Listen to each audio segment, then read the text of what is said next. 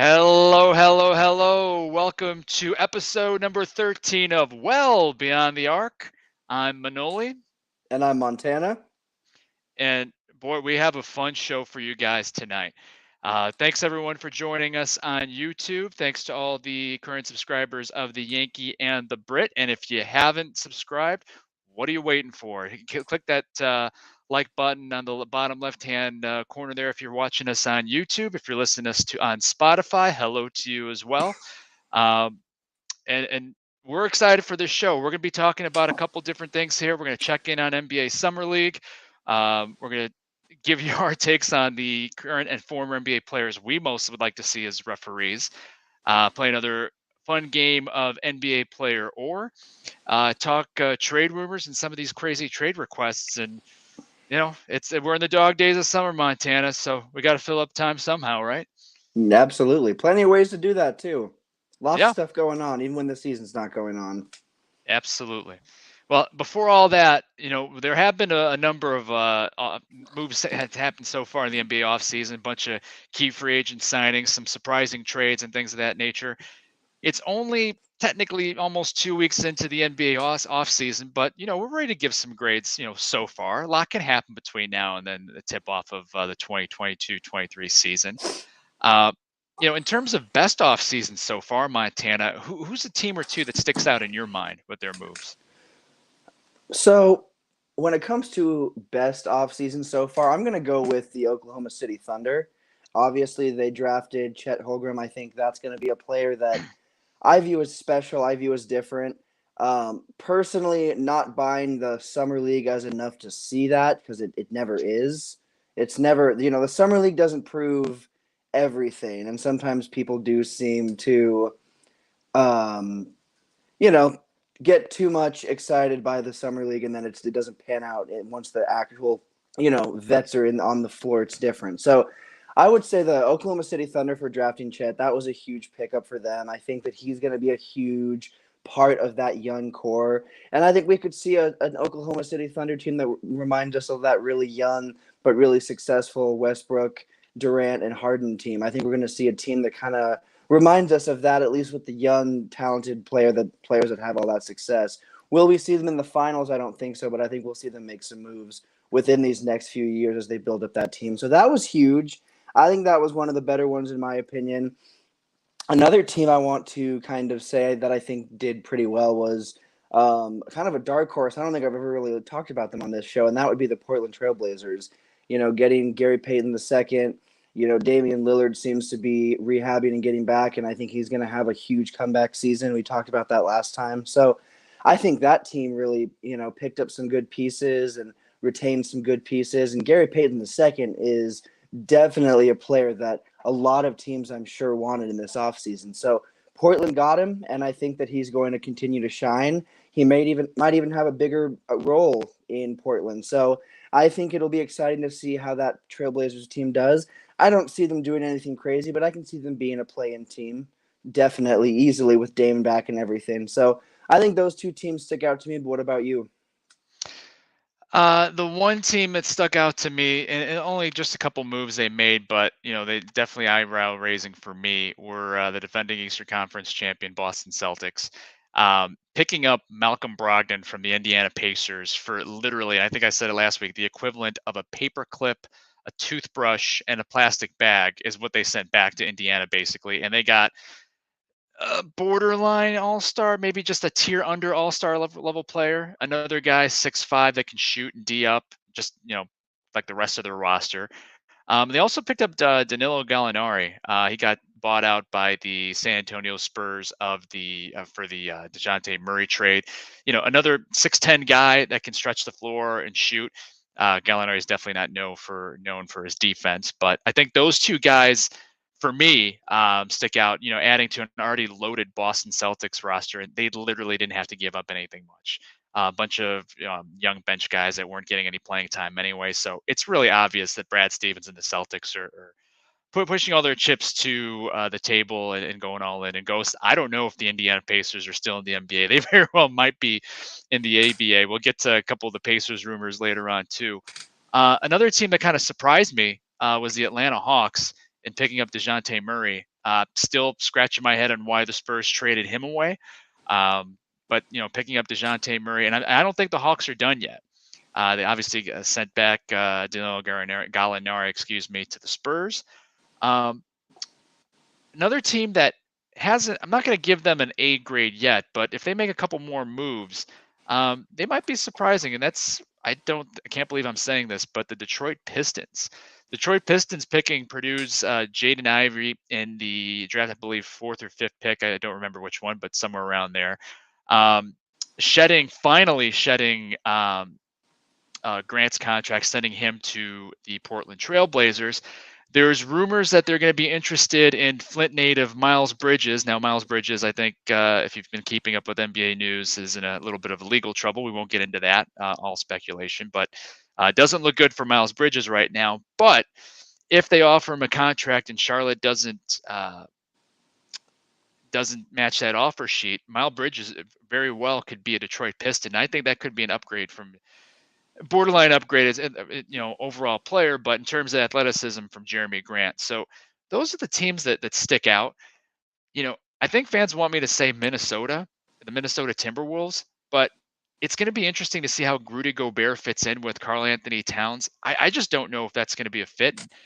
At times it'll work perfectly and it'll allow Cat to stay out of foul trouble. But, in today's modern NBA, what are you going to do with Rudy Gobert on the offensive end? I don't know. Yeah, and I mean, the thing is, like you said, sometimes it'll be great. There will be games where that duo is unstoppable. I really think that duo could be, and I think we talked about this last time or the time before. I think that move could have been perfect for Gobert. I think this could be the place we really see him shine if he is capable of doing that. He had some great seasons with the Jazz, obviously, multiple-time Defensive Player of the Year. He was in the talks almost every season the last few seasons. I mean, that man was viewed as one of the pivotal defenders of the last 6 seasons. I personally am not buying that. I don't believe in that. I don't think he really is quite all that. But he definitely has played that role and has played that part at times. And you put him with a player as talented as Cat, I really think you could see a pretty nice, pairing. And I think these two guys could really have some monster games. But then you're going to have the games because they both are very hot and cold. Cat is a star that is very hot and cold, and that's something that I think will always affect how people view him. I think he's very hot and cold. Can you depend on Cat? Some days he's No. putting up monster numbers. The other days he's 8 points and 5 fouls in 19 minutes. Extremely hot and cold, all over the place. Very much an all over the place type of player. Not Russell Westbrook with the mistakes he's making, but that's what I would match them up with in a sense of all over the place. Sometimes you love him, sometimes you hate him. Obviously, Russell Westbrook was one of the most hated players this last season, just overall by a fan base. But, Cat can get up there too sometimes with some of the decisions he makes in games. So I would say that could be a really nice pairing, but we're going to see potentially more bad than good, just because that's how, if two players whose motors can run pretty cold any given night, that could be a pretty disastrous matchup, especially come playoff time. If your two guys aren't ready, there is no telling that if you drop the first game, all the momentum goes to the other team. There's no telling if you can get back into that. So I just don't know. Come playoff time, that could be a factor in that. Yeah.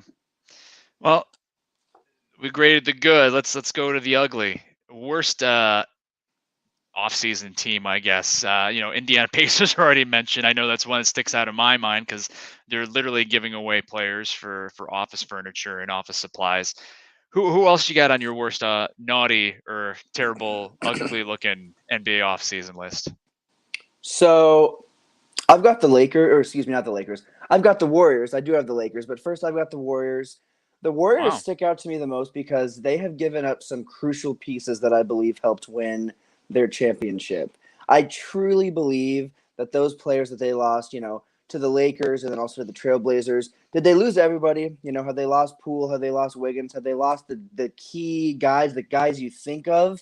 No. But they lost those secret weapon players that added so much to the team. And you take those players off that roster, and I don't think that they win, that NBA championship. I truly don't think they win that NBA championship without the entire team they had. It doesn't matter what the people were averaging. that team was special, and that's what won that championship. So to give up players like that, especially to a team like the Lakers, as a Lakers fan, I am excited. I don't think it's going to be a huge move, but I think it's going to be a decent-sized move. But as a Lakers fan, I am pretty excited to have that extra piece, especially coming off of a championship season. That's a huge player to get from a championship team. So as a Lakers fan, I'm decently happy, but as a Warriors fan, I would be scratching my head just a little bit. Obviously, Wiggins and Poole are more than likely the pieces they were going to go after the whole time and the pieces they were trying to keep, and that makes sense. Those are the guys that did a lot more statistically. But I am just a little bit surprised. And then I mentioned the Lakers. The Lakers are just having a really –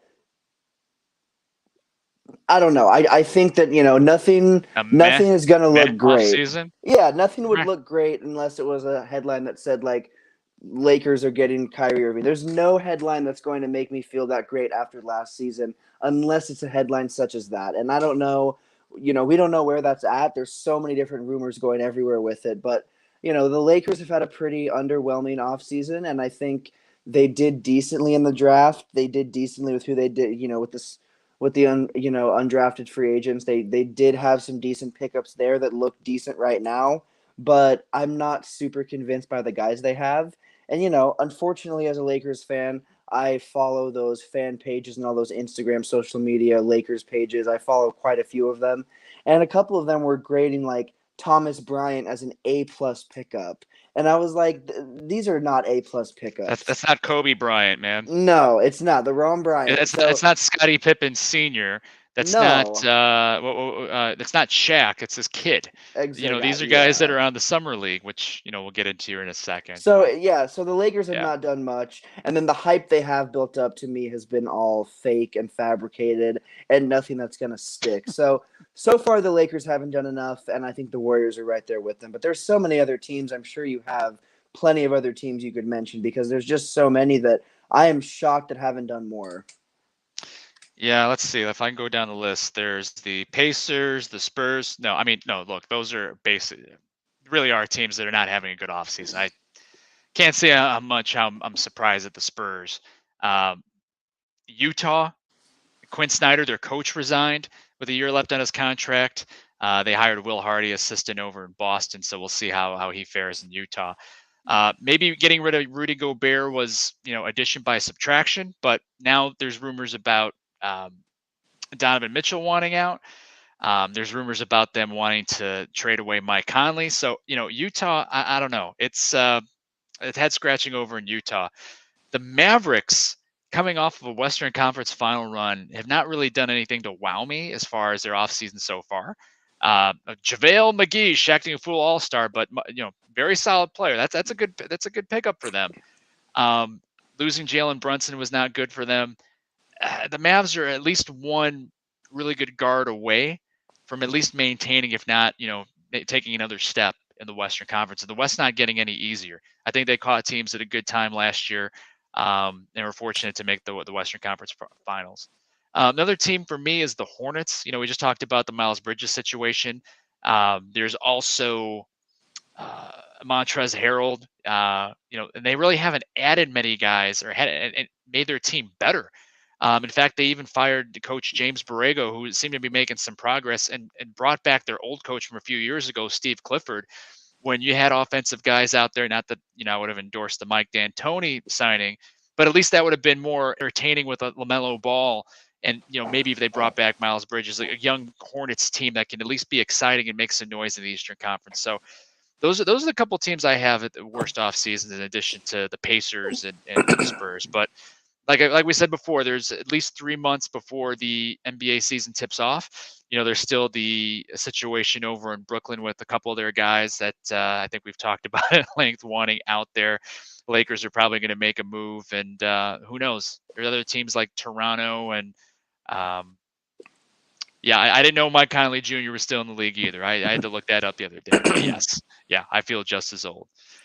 Well, let's check in with Summer League, Montana. And honestly speaking, how much Summer League basketball you've been watching? So a lot of my Summer League has been highlights. I've watched some games. I've watched a couple here and there, but for me, summer league is not everything, and I don't think a lot of NBA fans it's really that much. But the fans that go all in and really tune in and look at those players and think this is the future, we're going to win a championship. And some fans are like that. I remember when we had Lonzo Ball and all those guys. People were going crazy for the summer league with the Lakers, and then we went That to the was a fun season. summer league. It That was a was a fun really summer fun league to summer watch. league. But then Yeah. we go to the league and the regular season games and we win like 22 of them. So it's not everything, but it is exciting to see those young guys out there and see them, go against, their peers, people that are on the same level of them, starting at the same level. So that's cool to see. And some of them are fighting just to be there. Yeah. Some of them are barely there. So, there's a lot of excitement, but I've only watched about 2 full games and the rest have been highlights, and I've looked at the stats, and I've really kept up with the rankings of the players' stats. I've looked into that a lot to kind of see where my Lakers guys are at. Just to kind of tune in with that. It's not looking great right now, but it's fine. They're not always going to be on the first page. They might be on the third or the fourth or the fifth page. But no, it's been exciting to see what some of these guys can do, and I think it's a good view into what we might see during the regular season, even though it's going to be with everybody else. That's the only thing that makes the summer league a little bit less serious, in my opinion. Is it's just these it's just these young guys. Everybody else is getting their season work in, not there. So it's it takes away from it a little bit for me. Yeah. I mean, look, I'll be honest. I'm a basketball junkie, and I usually watch a lot of NBA Summer League just because it's usually the only game on. But the quality of basketball is usually kind of tough to watch. It's it can be rough sometimes. I mean, I turned on a Bulls Knicks Summer League game, just curious to see our first round pick from Arizona. And then I turn on the game and they're down 30. I'm like, okay, great. They're disappointing me just like the regular season. So I turned it right back off. I think, as far as Summer League goes, I think the only somewhat impressive performers have been, Oklahoma City rookie Chet Holmgren, we've talked about a little bit, and Orlando's Paolo Banchero, who played counted one Summer League game, had himself a stat line. Orlando's like, okay, nope, that's enough. We've seen it. We've seen it. He's good. We're shutting him down. We don't want him getting hurt in Summer League. That's our future. We're good. We're good. But um, Ghost had brought up a comment here. Russell Westbrook giving LeBron the cold shoulder, at Summer League. I think sometimes some of the actions in the stands might be better than what happens on the court. Now, for me, going to the NBA Summer League for about 4 or 5 days in Vegas is a bucket list item for me. Not just to watch the basketball, because we talked about how quality is lacking there, but it would be kind of cool to see who comes out. Check out some of the rookies. If your team is a lottery team like Orlando, yeah, Ghost, we're shouting you out. Keep the comments coming. That's right.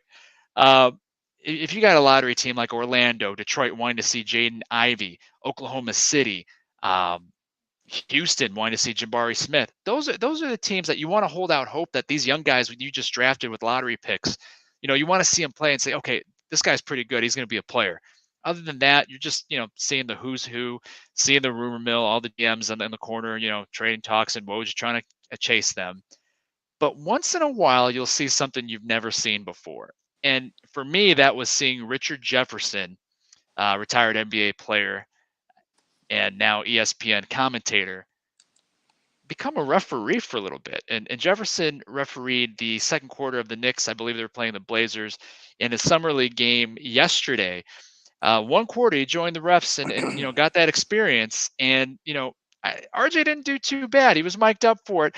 Kind of wanted to take a back seat at first, but made a couple calls. Volunteered to take the ball out here and there.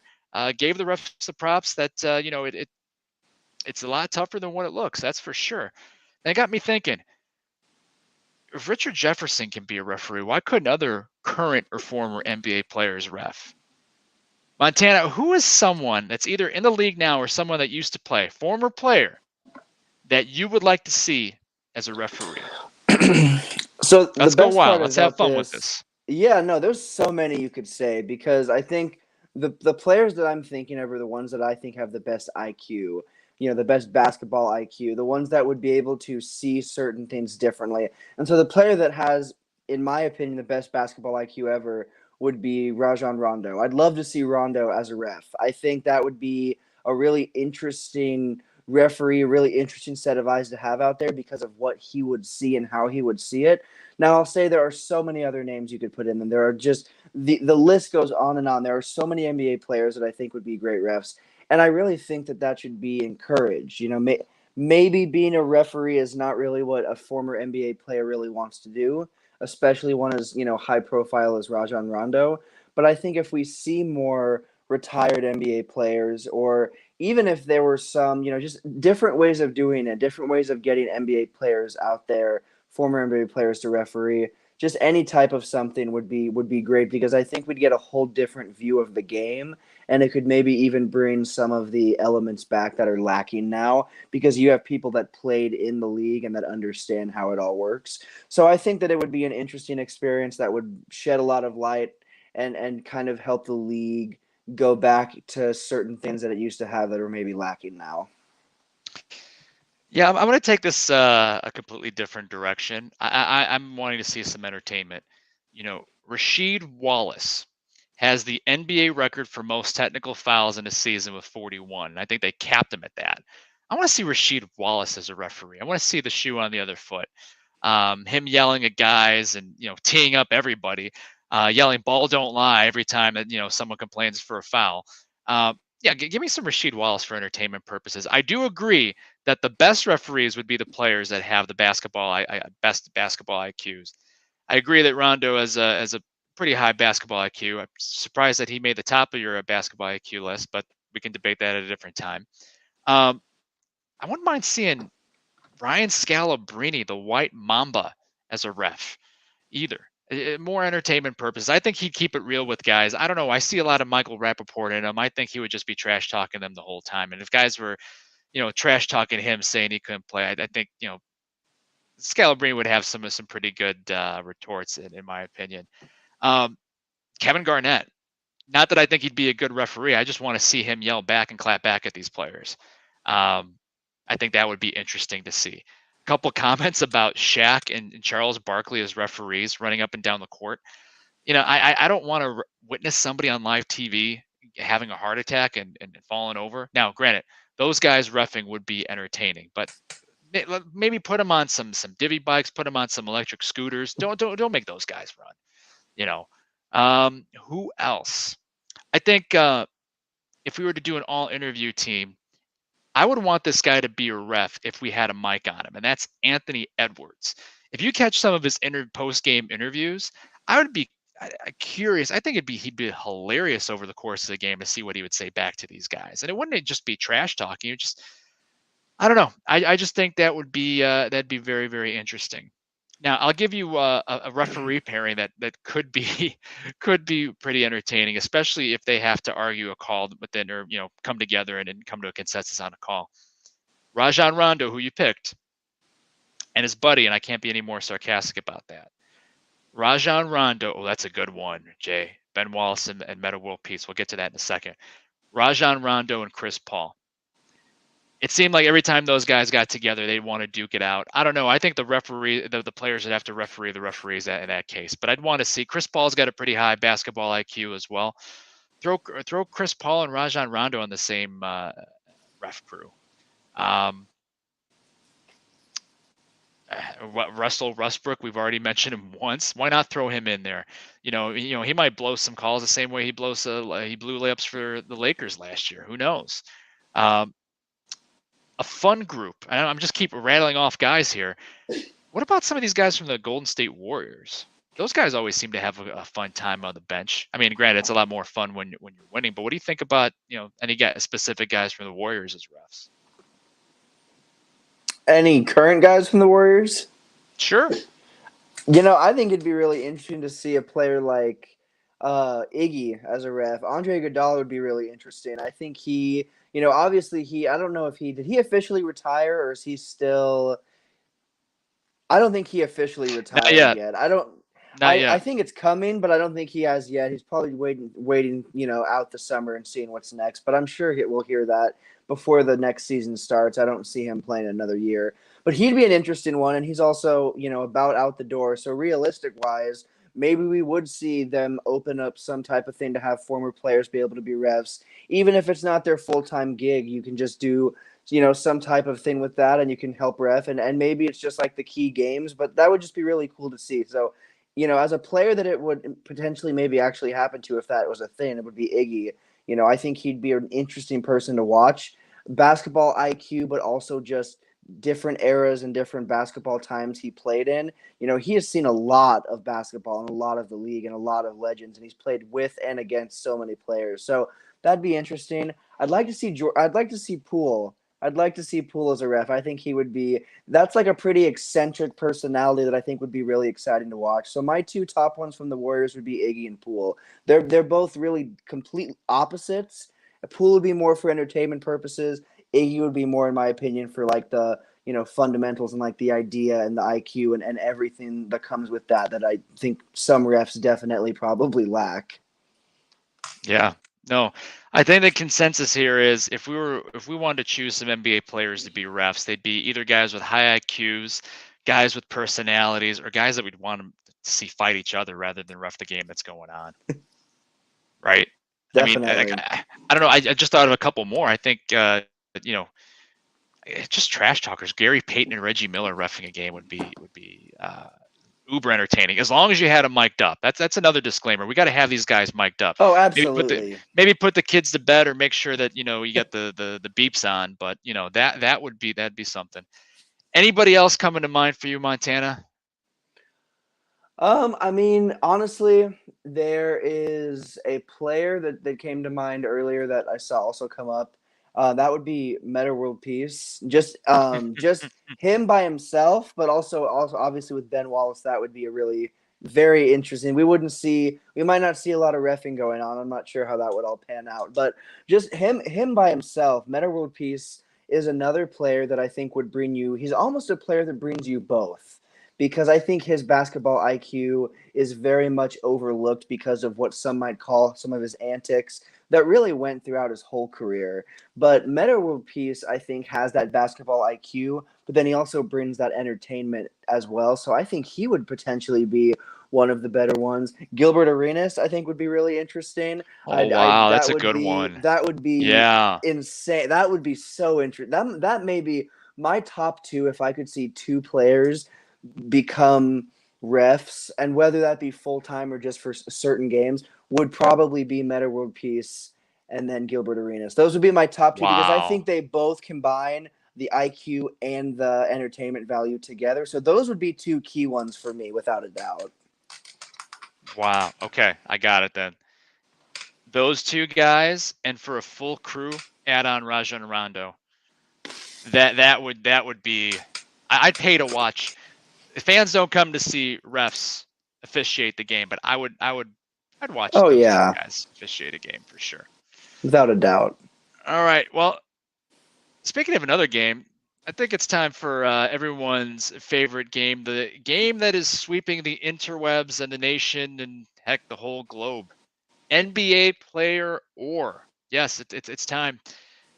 Everybody's tuning in to see if Montana's going to go 5 for 5 tonight. I think that Montana, I like your chances in tonight's game. But for those of you that join us week in, week out, apologies, but we got to go over the rules and how the game's played, just like we do every week. Each week, I give Montana 5 names, and Montana has to tell me whether or not that person is a former or current NBA player or someone from another profession or just something else. I saw one of our comments was NBA player or city in China. I think we'll make that happen one day. I really like that idea. I had to write that down real quick. But anyway, if Montana gets the answer to a question right, this is the sound you will hear. Victory! Thank you, Johnny Drama. And if he gets it wrong, you will hear the sound. Simple enough. All right, Montana to date is 34 out of 50. And today's category, Montana, how closely do you follow hockey? Close, but not close enough to feel super confident with some of these names you might be pulling out. But decently close. I might be okay. I don't know. All right. Well, luckily, this is a game of chance. You got a 50-50 shot at every single one. Today's NBA player or category, I'm giving a shout out, and I'm being sarcastic here, to my beloved Chicago Blackhawks, who are literally lighting their franchise on fire, trading away all of their good players. And I'm afraid that Patrick Kane and Jonathan Taves are going to be traded, but this is a basketball show. We're going to be doing NBA player or Chicago Blackhawk. In Montana, don't worry, I didn't go too far back in the archives. I think everybody that I picked between the Blackhawks and guys that played in the NBA played at least in the 80s, 90s, or 2000s. So nobody from the 1950s, don't worry. Got that going for you. Okay, perfect. There we go. I think I should be good then. All right. So let's go. First name. Is this an NBA player or former Chicago Blackhawks player? The name is Keith Brown. Keith Brown. I'm going to go with hockey. Victory! And that would be a good choice. Keith Brown, former defenseman for the Chicago Blackhawks from 1979 through 1993, 64 career goals, 266 assists, 330 points. No one here cares about the Blackhawks stats, so we'll move on to question number 2. Is this a NBA player or former Chicago Blackhawk? The player is Troy Murphy. Troy Murphy.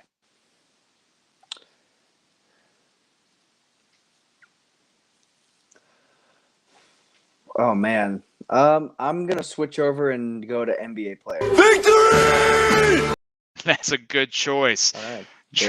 Troy Murphy played in the NBA from 2001 to 2013, played for the Golden State Warriors, Indiana Pacers, then spent some time with the New Jersey Nets, Boston Celtics, your Los Angeles Lakers, and the Dallas Mavericks, averaging 10.8 points and 7.8 rebounds per game in 729 career games. He's probably a good player to have on your NBA Live or NBA 2K roster since he shot 39% from three-point land for his career. All right.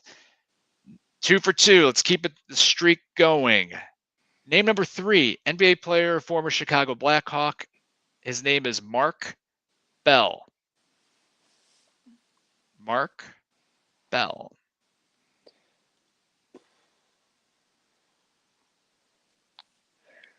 I'm going to go back over and say hockey player. Victory! It's 3 for 3 at NBA Jam. That means you're on fire. Mark Bell, former centerman for the Chicago Blackhawks, part of the legendary ABC line with Tyler Arneson and Kyle Calder from 2000 to 2006. All right, Montana, you're on a roll. The hairs on the back of my neck are standing up. No joke. Name number 4. Is this an NBA player or a former Chicago Blackhawk? The name is Tracy Murray. Tracy Murray. I'm going to go with I'm going to go back to NBA player. Victory! 4 for 4, everybody. Tracy Murray, sharpshooter out of UCLA, played in the NBA from 1993 to 2004 with the Portland Trailblazers, Houston Rockets, Toronto Raptors, Washington Ben Bullets, Denver Nuggets, and your Los Angeles Lakers, averaging 9 points a game and 659 points per game. Oddly enough, had the exact same three-point shooting percentage for his career as Troy Murphy at 39%. All right, Montana. For all the marbles, question number 5. Is this a former or current NBA player or former Chicago Blackhawk? The gentleman's name is Sam Jacobson. Sam Jacobson. I'm going to go with hockey player. Oh, no. Even I was rooting for you to get that 5.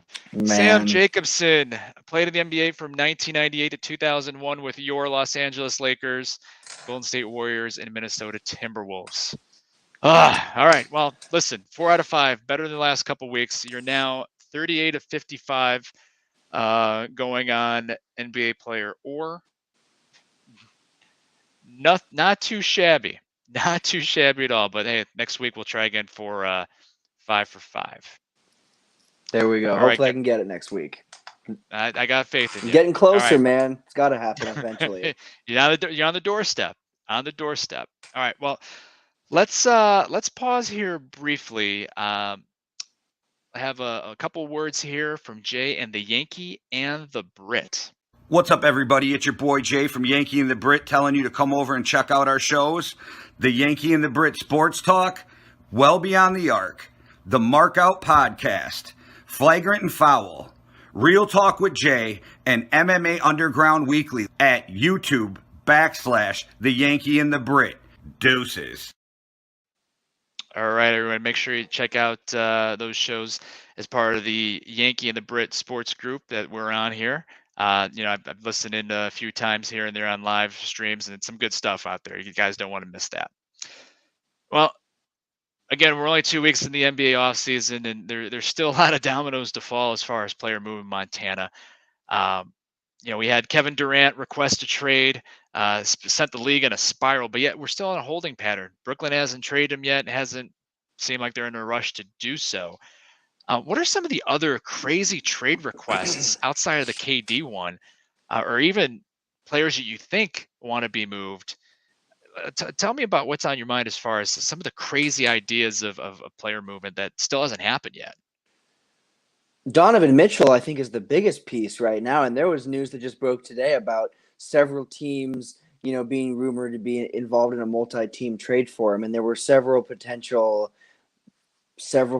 teams that were, I think, there. So, I did not see a report of what teams that was, but I have an idea in my head. I think we could see a couple of teams go after him. I think we could very well see a team like the Knicks try to target him. Do I think the Knicks would be able to get a player like him to want to be there? Most likely not, but I think the Knicks are very well a team. Another team that I don't think people are thinking of that I think might target Mitchell might be the Atlanta Hawks.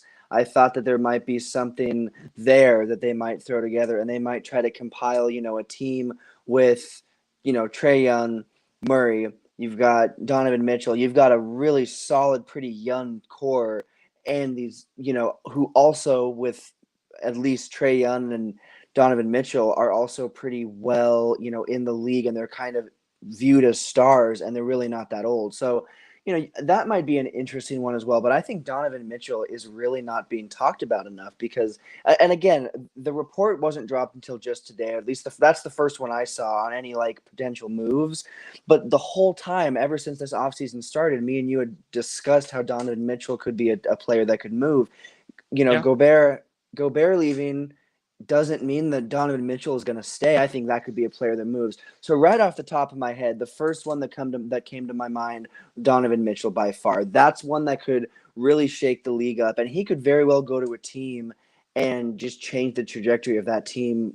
He's a player that could do that, and I'd really like to see that Hawks thing work out. I don't know how that would work, but I would like to see, a dark horse one such as that maybe work out. So I think there's a lot of moves that could go on with Donovan Mitchell, and I think that will be right behind Kevin Durant once it's announced. I think that'll be the second one up. I think he's even above Kyrie. I really do in the importance of trades. I think he's above Kyrie. I think it'd go KD, Mitchell, Kyrie, because let's be honest, Kyrie's great, but Donovan Mitchell has really shown us a lot of consistency that Kyrie has lacked. So I think that a team getting him would be just a little bit bigger than Kyrie. But Donovan Mitchell by far, I think, is that biggest move that is still kind of looming up there for me.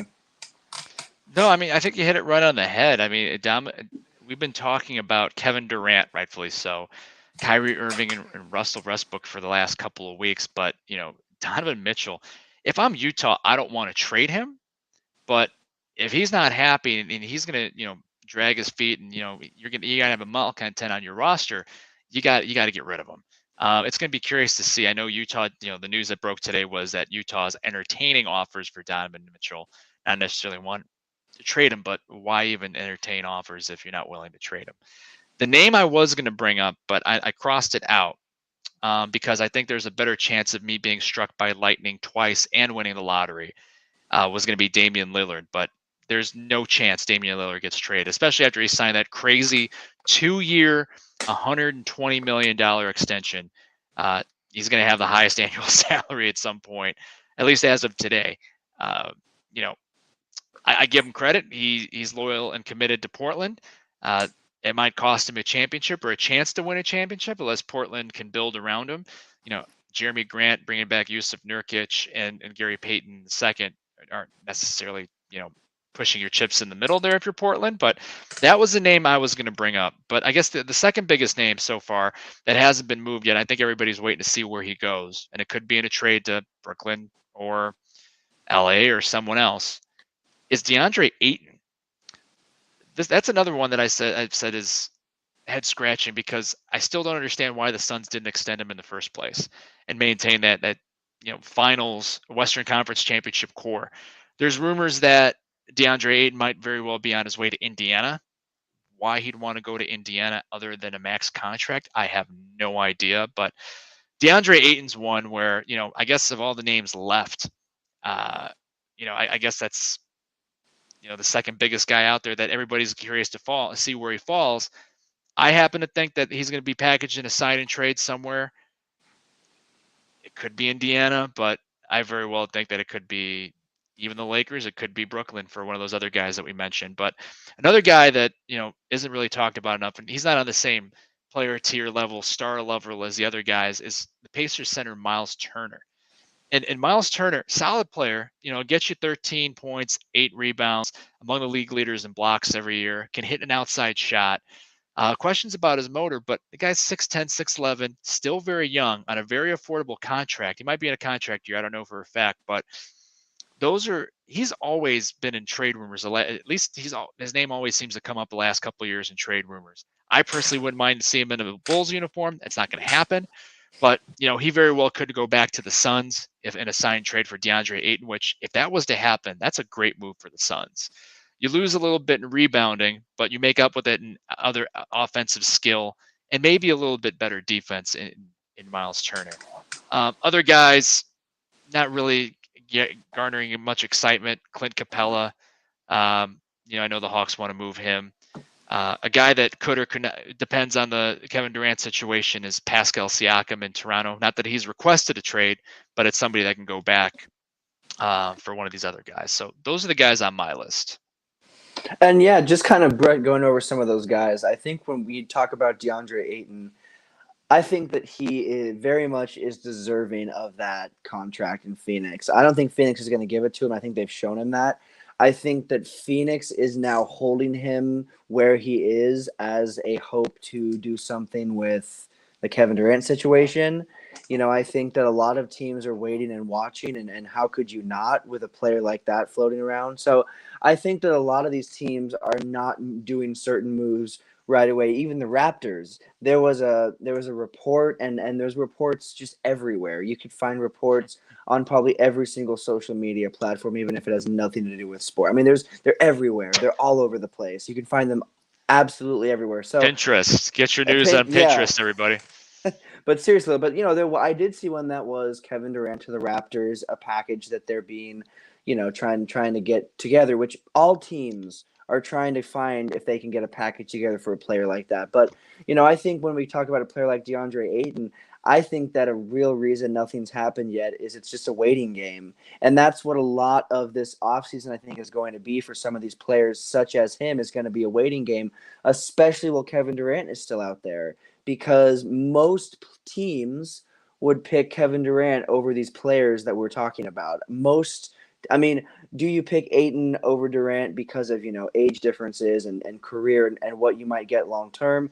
I would personally still pick Kevin Durant, though, because even if you just get 1, 2 to 3, 4 years of Kevin Durant, that's 4 years of Kevin Durant you got. So, and most likely a playoff run and a potential championship. So, I think that that's a huge piece as to why the offseason is moving like it does, because we have some seasons where everything moves a lot quicker. I remember that season that the Lakers got LeBron. Everything seemed to be happening all at once. There were all these reports going out all at once. And that's how this offseason started. And now there's just a real standstill feeling in the league because of this Kevin Durant news. So, but I don't know. I see Ayton being packaged in a deal to maybe or something. I don't know. I see him moving. I can see him going to the Nets. I don't really see him going to the Lakers. I think that there could be maybe a potential something that gets thrown together. I see, and again, head-scratching signings. I'm not going to say I think Thomas Bryant was a head-scratching signing, but when it's shown that he is competing for the starting position of center, I'm like, AD better be fully healthy. Because I'm going to be honest, if AD is fully healthy, put anyone in that position and it's fine. But if AD isn't healthy, Thomas Bryant. and yeah, if AD's out there with you, fine. Thomas Bryant's fine. Put him out there with AD. They'll be out there. He'll grab a couple boards, score a couple points. AD will do the rest. But when I see reports like that, it really doesn't make me think that we would go for a player like Ayton, because it looks like we're secure in Thomas Bryant. I guess, I don't know. Maybe there's a plan, hopefully, that we're not seeing. But no, Ayton, and then Miles Turner, an interesting thing that has been brought up multiple times throughout his career is him going to the Celtics at some point, him being a part of the Celtics at some point. Do I see them being able to get that done? No, I don't see that being able to be a thing that happens now, but maybe he signs a little contract. Again, the Pacers, in my opinion, that's he's done there, and the Pacers have shown that they're done with him too. The Pacers are a dumpster fire of an organization right now, and we'll have to really dive into that maybe before the season starts. The ones that we think are the most screwed, if you will, and that Pacers very well might be one of them, because they're really not looking like a team that's really done anything, and the moves that they've attempted to make haven't been anything too great. But Miles Turner, I see leaving, or if anything, signing. So I don't know. I don't see him being there long term. I see him being with the Celtics eventually. I don't see that being this season, but I could see him going to a lower tier team this season, having a great season, maybe a great couple of seasons, and then finding himself on a bigger organization again in the next few seasons, such as the Celtics. So I think we'll see a lot of moves, but I don't know. I don't think we're going to see a lot of moves that are major until this Kevin Durant, Kyrie Irving thing is all figured out. And even within that, we've heard some crazy trade rumors about the craziest trade rumors have came within the Kyrie Irving and Kevin Durant trade rumors. I mean, they're insane. Yeah. Some of these packages they're trying to throw together are just ridiculous. Yeah, well, I mean, let's get into it. I mean, the rumor mill is alive and well, right? I mean, I think that the Suns are holding, or maybe DeAndre Ayton's doing this to himself, but they're holding him hostage, and to be a part of one of these trades. And who knows? I think that the Lakers want to find a way to get Kyrie Irving and get rid of Russell Westbrook, but it very well could take a third team. We might see something unprecedented, like a 7-way trade, and getting all these guys moved around. And DeAndre Ayton, Miles Turner, all these guys that we mentioned could very well be part of this trade. I don't know, but I've heard some pretty crazy rumors about the package that Miami's willing to give up, or maybe the package that Miami's not willing to give up for Kevin Durant. And what I mean by that is Miami's not willing to part with Bam Adebayo, which I wouldn't be either, for Kevin Durant. It sounds like Miami's prepared to send a bunch of first-round draft picks, which big deal. They're going to be in the 20s. A combination of Tyler Hero, Duncan Robinson, I think, has fallen out of favor. He lost time in the rotation in last year's playoffs. A couple of their bench guys, even like a Max Strus or a Gabe Vincent, some combination of those guys to get Kevin Durant. So I think it's crazy that Miami gives up a bunch of their depth to get Kevin Durant, but there's only one Kevin Durant. He's 1-1. So that's among, I don't know if it's crazy, but I thought that was one that's pretty interesting that I've seen. What's one of the more crazy ones that you've come across? Because there have been a bunch of them, including Rudy Gobert to Minnesota, and that actually happened. Mm-hmm. Well, I would say the craziest one has to do with, the KD Kyrie situation, the Minnesota one. Speaking of Minnesota, that trade that involved Cat and Anthony Edwards. I mean, that is your future right there. Cat and Anthony Edwards are the two guys that I think Minnesota believes can get them to a championship winning, era. Will they win a championship? I don't know if I see Minnesota pulling it off unless they really, gain some traction, but they are a team that I think will compete year in and year out. And I think that we're no longer going to see a bottom 7 or 8 seed Minnesota. I think we very well could see a 5th seed Minnesota, especially with Anthony Edwards getting so much better. So I honestly think that was one of the craziest ones. And I think that Minnesota was really smart. Minnesota shut it down. Brooklyn wanted, Anthony Edwards, Cat, and then I believe a draft pick or two. It And was the a Mall of package. America. Yeah, pretty much. Yeah, everything. And another thing is, I think the Nets, some of these trades, I think these offers they're giving are to scare teams off, because a trade such as that, I don't think they truly thought they could get a player like that. I think Minnesota, I think they are very actively trying to scare teams off that Durant doesn't want to play for, such as Minnesota. So I can see Minnesota being a team that was scared off, preferably asked by Kevin Durant potentially. I don't know how that all works. That's all behind closed doors for the most part, but Yeah. we don't know. But I think that was the craziest one, because even though Kyrie and KD are such great players, they are not worth trading away your future, because you're going to get so many more seasons out of Cat and Anthony Edwards if they both stick around than you would KD and Kyrie, because that combination I don't think will work. Does it work on the court? Yes. But I think when those two are on the same team, I don't think you see them sticking around together that long. Yeah, and I think the question we keep asking is, can you depend on both of those guys, right? I mean, Kevin Durant, when he's on the floor, is one of the best players in the league, but he's been a little injury prone the last couple seasons. And he's coming off, granted, 2 years removed from the Achilles situation, had a little bit of a knee injury last year, missed some significant time. Kyrie seems to be in and out of the lineup. We're not counting the New York City vaccine mandate as part of that. But I mean, he seems to be hurt, even dating back to his days in Boston after getting moved from the Cleveland Cavaliers. I don't know if I'd want to give up the future if I'm Minnesota. Craziest one I've heard. I thought about, remember this one. A Kyrie Irving and Kevin Durant trade to the Los Angeles Clippers for Kawhi Leonard and Paul George. I call me crazy. If I'm the Clippers, I don't do it. You got two swingmen, two elite defenders. Granted, Kawhi's coming back from an injury, but he sat out literally all of last season to rehab that injury. I think he's going to come back strong this year. Guys in their, in the prime of their career, and trading for, again, guys that you're not sure if you can depend on. I think that was the craziest one.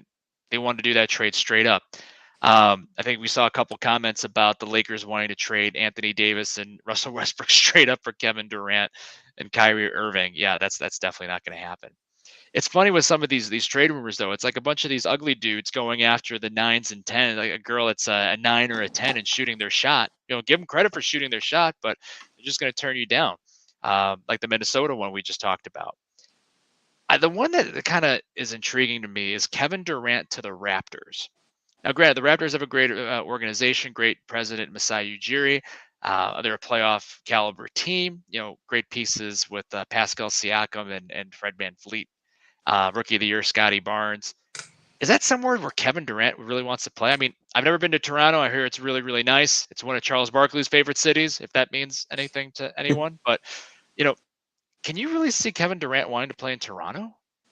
No, I don't think I can see Kevin Durant wanting to play in Toronto. The only thing that I will say is there is a really big pull with very, large figures going to Toronto because of Drake specifically. Drake is a huge factor in a lot of big names going out to Toronto. I feel like it seems like it's a beautiful place, but I feel like that pull of Drake is huge. And I know Drake and KD are apparently friends. They go out. There's a lot of stuff with them out in New York when, obviously with the Nets, and, Drake would stop in, watch games, whatever. But I think that would be a potential pull. I know that sounds ridiculous a little bit, but that is a factor sometimes. These outside forces, so, Travis Scott and James Harden when he was in Houston, that was a huge connection. And James Harden said in an interview that he would have tried to leave sooner if it wasn't for the friendship he made with Travis Scott. So, there's a huge, that was obviously, that's James Harden. Who knows if we can believe that? James Harden seems unhappy Sure. No matter where he's at. But I think, and whether or not he's wearing a fat suit or not on a given day.